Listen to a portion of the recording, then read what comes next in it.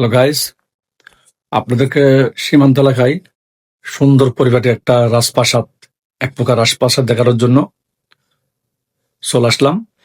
দেখুন, সীমান্ত এলাকায় আপনার আশেপাশে সব টিনের ঘর, একমাত্র এই রাজপ্রাসাদটাই সব বাড়ির মধ্যে মাথা উঁচু করে দাঁড়িয়ে আছে।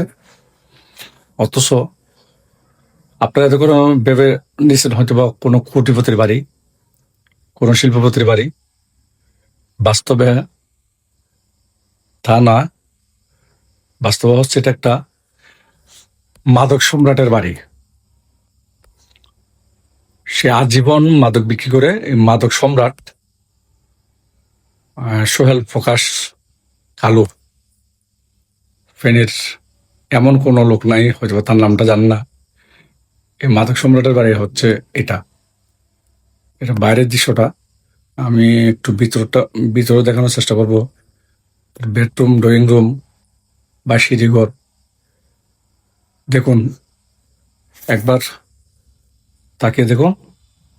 যে কোনো কেউ মনে করবে কোনো শিল্পপতি বাড়ি। বাস্তবে আসলে সৎপথে কেউ কোনোদিন বাড়ির মালিক হতে পারে না, খুব কম। অসৎ পথের টাকা হলে দেখেন কি অবস্থা বাড়ির।